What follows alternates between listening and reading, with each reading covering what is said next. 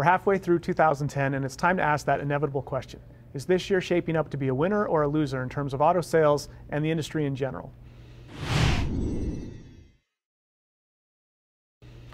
I'm Karl Brauer, editor-at-large at Edmunds.com, and I'm here with our editor from Auto Observer, Michelle Krebs, and our senior analyst, Jessica Caldwell. And we're going to take a look at these numbers and see where we are at the halfway mark and where we think we're going for the rest of the year.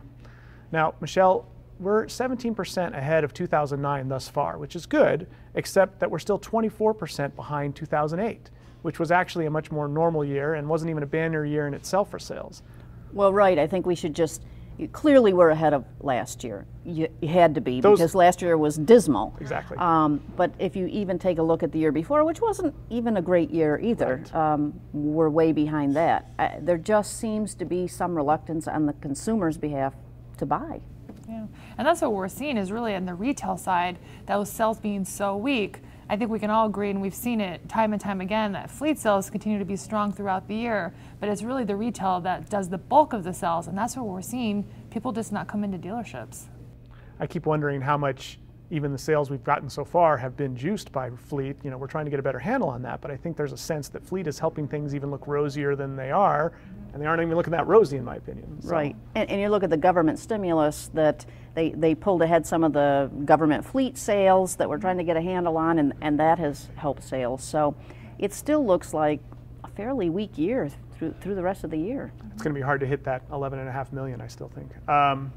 But we have seen some movement in the segments, certainly mid-size and SUVs. We've seen some action in, and it seems like people are buying in those segments. They've done real well. Right. What is this? Is this people just going to what they know? They're heading for safety versus trying out all these other cars they used to buy? Yeah, I mean, the sedan, I think we've seen it all before, return to basics. Times are tough. Let's just get something we can depend on, something that's not that expensive, something that has the size. I don't have the money for the luxury items that I would have taken 5 years ago. So I think that's why we're seeing such a strong resurgence in that mid-size sedan segment, and also better cars that we saw, and more cars to choose from. New entries too that are, right. You know, the Ford Fusion has had record months this year. The new Hyundai Sonata's right up there in terms of sales with Camry and Accord. So new entries always juice a segment too. Right. Right. Well, don't forget too, the Fusion's doing well, and actually Ford in general is doing quite well. They've actually switched places with Toyota so far this year. They are now number 2 in U.S. sales, and Toyota's number 3. Now, I think you could argue that Ford doesn't just have a few models here and there that are doing well. I think overall their product seems to have really been elevated, at least in the eyes of the consumer. And then they had a little help maybe from Toyota too. What do you guys say? Help from Toyota, you think? Just a little bit. Well, absolutely. I'm clearly, you know, Toyota's market share is going to be down. It's taking them a lot longer than even we expected to come out of this recall malaise. And then Ford, you know, you have to give them credit. They've had hit after hit. Right, and something in every segment too. It's not just trucks and SUVs from Ford. I mean, we're seeing strong car entries, we're seeing SUVs, trucks. They're running the gamut right now, and each product launch is successful. So if they continue on this trajectory, they look like they're going to have some good years ahead. And they still have some important product coming. They've got the Ford Fiesta coming that we haven't even counted in the numbers yet. And then I think the Ford Explorer will be a real interesting vehicle to see too. And the Focus. Absolutely. Well, speaking of product, we have some interesting product on the way. But we've got another half of the year to go. What do we see happening now? I mean, you know, Michelle, is it going to make a big difference to companies that are struggling like Chrysler with their new Grand Cherokee, Honda with the new CRZ, BMW with the new 5 Series? None of those companies actually are doing even as well as the industry average right now as far as how far ahead they are of 2009. Well, I certainly don't think the Jeep Grand Cherokee is going to save Chrysler. It will help a little bit. It's certainly a better vehicle than the previous one, but it's coming into a segment that's just not fashionable anymore, so it's not going to save the company.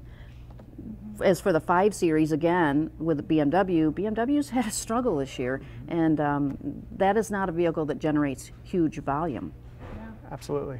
Yeah, and Honda too. I mean, they've had some tough times with some of their new products. I mean, still you got big volume coming in from the Civic, the Accord, the CR-V, but you know, what about Ridgeline, Insight, Cross Tour? And now comes the CRZ, which I just drove recently, and they have low volume projections at 15,000 a year, but I just wonder if that vehicle is even going to make that. But a lot of questions still hanging in the air out there. I'm Karl Brauer, editor-at-large at Edmunds.com.